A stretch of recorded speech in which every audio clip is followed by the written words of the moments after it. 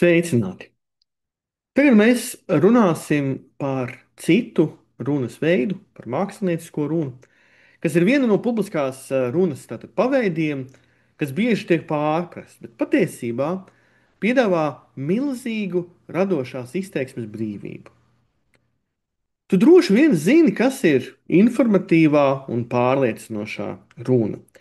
Bet mākslinieciska runa ir kas vairāk nekā tikai informācija vai viedoklis. Mākslinieciska runa ir tāda uzstāšanās, kurā galvenais mērķis ir emocionāli ietekmēt klausītāju, izraisīt pārdzīvojumu, varētu teikt, tādu estētisku pieredzi, bet arī daudzos gadījumos dziļākas pārdomas. Tā balstās uz literāliem tekstiem, piemēram, dzējojiem, prozas fragmentiem, dramatiskām ainām, un runātājs to interpretē nevis vienkārši nolasa. Un tas nozīmē, ka tu ne tikai pārlasi saturu, bet tu radi atmosfēru, dzīvu, tēlu, noskaņu. Ja informatīvā runa sniedz faktus un zināšanas, tas ir klausītājs saprot un kaut ko uzzina.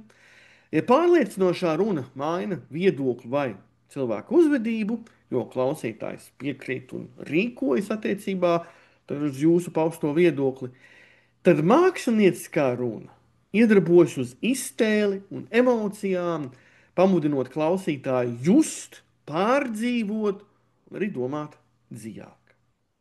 Šajā runas veidā īpaši svarīga kļūst balss intonācija, pauzes, balss tembrs, žesti, arī mīmika. Viss, kas palīdz pārvērst tekstu dzīvā mākslinieciskā pieredzē.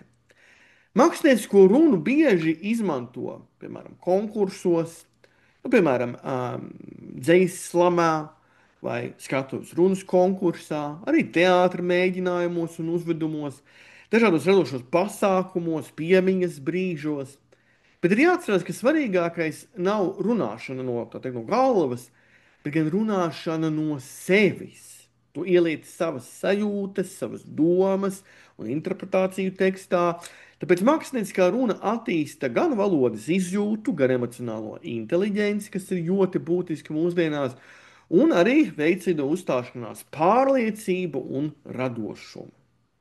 Tāpēc turpmāk mēs trenēsimies, kā sagatavot mākslinieckās runas fragmentu, kā izvēlēties piemērotu tekstu un kā to īstenot tā, lai tas paliek klausītāju atmiņā. Bet es aicinu tevi atcerēties, mākslinieca runa nav imitācija, atdarināšana. Tā ir radoša, personīga interpretācija. Un īstenībā tas ir tieši tas, kas šo runas veidu padara tik ļoti interesantu, saistošu un aizraujošu.